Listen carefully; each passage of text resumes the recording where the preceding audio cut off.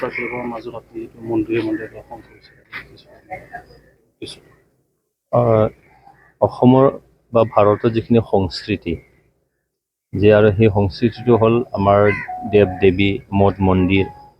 ইয়ে আমাৰ ভাৰতবৰ্ষৰ সংস্কৃতি ৰক্ষা কৰে আৰু ই আমাৰ পৰম্পৰা।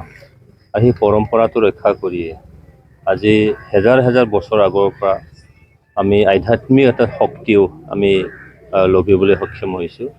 ঠিক তেনেদৰে যোৱা নিৰ্বাচনৰ আগে আগে আমাৰ যিখিনি সংস্কৃতি সেই সংস্কৃতি ৰক্ষা কৰি আমাৰ যিখিনি পৰম্পৰা সেই পৰম্পৰাটো ৰক্ষা কৰি মই কিছুমান মঠ মন্দিৰত দৰ্শন কৰিছিলোঁ আৰু আমাৰ দেৱ দেৱীসকলৰ এটা আশীৰ্বাদ মই বিচাৰিছিলোঁ আৰু সেই আশীৰ্বাদ আৰু এই আশীৰ্বাদে আমাৰ ভোটাৰ ৰাইজ জনসাধাৰণৰ মন মগজুত নিশ্চয়কৈ UPPৰ পক্ষত আমাৰ পক্ষত মোৰ পক্ষত নিশ্চয় ভোটদান কৰাইছিলে আৰু সেয়েহে আজি জিকি যোৱাৰ পিছত কোকৰাঝাৰৰ যিবোৰ মঠ মন্দিৰবোৰ আছে সেইটোত মই আকৌ পৰিদৰ্শন কৰিছোঁ।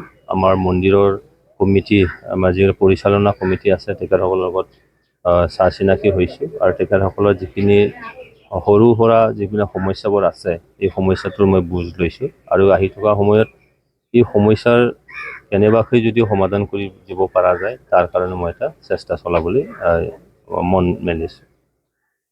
সাম্প্ৰতিক ৰাজনৈতিক পৰিৱেশৰ বিষয়ে আপুনি কি ক'ব, যিটো একত্ৰিত হোৱাৰ কথা যিটো চৰ্চা চলি আছে? চাওক, ৰাজনীতিত এইবোৰ এটা প্ৰক্ৰিয়া হয়, এইবোৰ এটা চলি থকা এটা নীতিৰ মাজতে হয় যে কেতিয়াবা হয়তো আৰু তেনেকেই ৰাজনীতিৰ শত্ৰুও নাই মিত্ৰও নাই, মিত্ৰ আৰু শত্ৰু কেতিয়াবা একলগো হ'ব পাৰে, কিন্তু এটা ৰাইজে বিচাৰিছে বা সময়ৰ এটা আহ্বানো হ'ব পাৰে। তো তেনেকেই এটা প্ৰক্ৰিয়া চলি আছিলে, সেই প্ৰক্ৰিয়া কিমান দূৰ যায় নাজানো, কিন্তু প্ৰত্যেকটো ৰাজনৈতিক দলেই নিজাববীয়াকৈ এটা প্ৰচেষ্টা চলায়, আমিও সেইখিনিত চলাই আছোঁ। তো আহি থকা সময়ত সময়ে ক'ব এইটো কিমান দূৰ বাস্তৱায়িত হয়। যেনেকুৱা ঘটনা সংঘটিত লাভ জেহাদ আৰু সংঘাত এই ক্ষেত্ৰত সমাজত কিছুমান দুষ্কৃতিকাৰী থাকেই, এইটোত মানে প্ৰত্যেকটো জাতি জনগোষ্ঠীৰ মাজতে হয়তো এটা দুটা থাকিব পাৰে। তো সেইটোত কিছুমানে যদি উদ্দেশ্য প্ৰণোদিত যদি কৰিছে সেইটো আইনগতভাৱে দণ্ডনীয় আৰু অজানিতেও যদি কৰিছে তথাপিতো সেইটো আইনগতভাৱে দণ্ডনীয় হয়। সেইকাৰণে আমাৰ আইন এটা আছে, এই আইন এটা আছে, সেই আইনৰ মাজত এইখিনি আমি নিশ্চয়কৈ আইনৰ গতিত আনি সেই দুষ্কৃতিকাৰীসকলক মানে শাস্তি দিব লাগে আৰু শাস্তি পোৱাটো উচিত, কিয়নো আমাৰ ভাৰতৰ সংস্কৃতি ভাৰতৰ পৰম্পৰা এইবোৰ ঠাই নাপায়।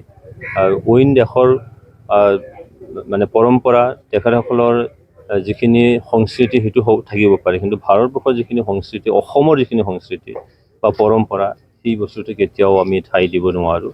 সেইকাৰণে তেনেকুৱা দুষ্কৃতিকাৰীসকলক কঠোৰ হাতে দমন নিশ্চয় কৰিব লাগিব আৰু ইয়াত আমি সকলোৱে আইনক মানি আইনক আমি সহযোগ কৰিব লাগিব, তেতিয়াহে সমাজখন নিশ্চয় শান্তি আহিব আৰু এই শান্তি মিলা প্ৰীতি নিশ্চয় আহিব। এইটোকে মই ব্যক্তিগতভাৱে বিচাৰোঁ যে তেখেতসকলৰ উচিত শাস্তি পাওক আৰু তেনেকুৱা ব্যক্তি বা মনোভাৱৰ কোনোবা যদি আছে দৃষ্টান্তমূলক শাস্তি দি তেখেতসকলৰ এটা মেছেজ দিয়া যাওক, সেইটোকে মই বিচাৰোঁ। উজনি অসমত মিয়া আৰু খিলঞ্জীয়া এটা সংঘাতৰ দৰে ঘটনা ঘটি আছে, এই ক্ষেত্ৰত কি ক'ব আপুনি? চাওক, আমি ভাৰতৰ সাংসদ হয়, ভাৰতবৰ্ষৰ যিখিনি আমাৰ পৰম্পৰা যিখিনি আমি ভাৰত ৰাষ্ট্ৰ হিচাপে আমি যিখিনি দেখোঁ, ইয়াত অনৈক্যৰ মাজত ঐক্যটো আমি সদায় হয়তো বজাই ৰাখিব লাগিব। মই আহ্বান জনাব বিচাৰিছোঁ যে আমাৰ ঐক্য সংহতিত কেতিয়াও যাতে আঘাত বা ব্যাঘাত নজন্মায় আৰু সেইটোও চাব লাগিব যে কোনোবা জাতি জনগোষ্ঠী বা তেখেতসকলৰ ধৰ্মীয় পৰম্পৰা তাত কেতিয়াও যাতে আঘাত নাহানে, সেইটো আমি সজাগ হ'ব লাগিব। কিয়নো মই যদি মোৰটো মানে ভালকৈ থাকিব বিচাৰোঁ বা মোৰটো আঘাত নোহোৱাকৈ যাতে থাকিব বিচাৰোঁ, তেতিয়া আনৰো নিশ্চয় ক্ষতি হ'ব নালাগে। সেইকাৰণে লেট এণ্ড লেট লিভ এই মন্ত্ৰটো যদি আমি মানি চলোঁ, তেতিয়া তাত কোনো গণ্ডগোলীয় পৰিৱেশ হোৱাৰ কোনো থল নাই।